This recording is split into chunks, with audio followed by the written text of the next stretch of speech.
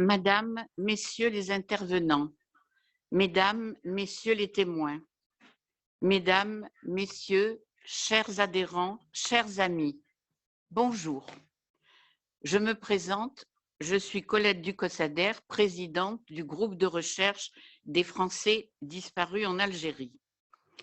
C'est à Jean-Félix Vallat, président de la MAFA, et à moi-même que revient l'honneur de vous accueillir à l'occasion de cette journée de travail et de réflexion consacrée aux victimes d'enlèvement et de disparition perpétrées par le FLN et l'ALN pendant la guerre d'Algérie.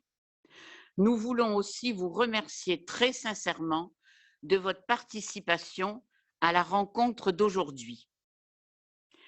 Les dossiers des enlevés, ni morts ni vivants, lourds de l'incertitude terrible des familles qui n'ont jamais pu exercer le droit de savoir ce qu'il est advenu de l'être cher, sont toujours frappés d'un silence d'État qui s'est abattu sur le drame des enlevés portés disparus.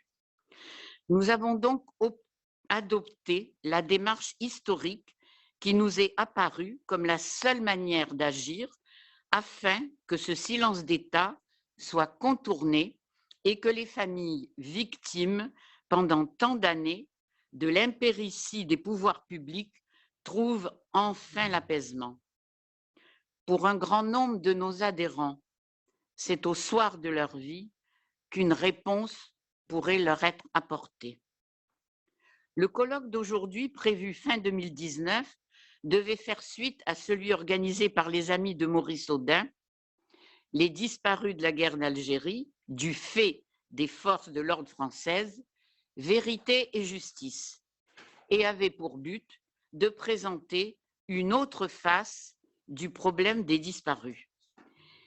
Mais compte tenu des contraintes sanitaires, notre rencontre n'a lieu qu'aujourd'hui en distanciel.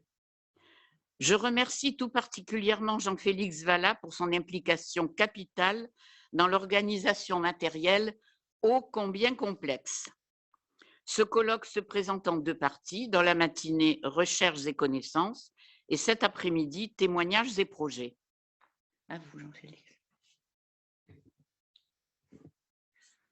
Tous les conflits contemporains comportant des phases de guerre civile s'accompagnant de la disparition criminelle de personnes, ce qui constitue à la fois un enlèvement, une mise au secret et la mort très souvent. La guerre d'Algérie, fratricide et idéologique, n'a pas échappé à des disparitions imputables aux deux camps. La communauté mondiale, soucieuse de civiliser les affrontements entre groupes humains aux intérêts divergents, a adopté le 20 décembre 2006, sous l'égide de l'ONU, une convention internationale pour la protection de toutes les personnes contre les disparitions forcées.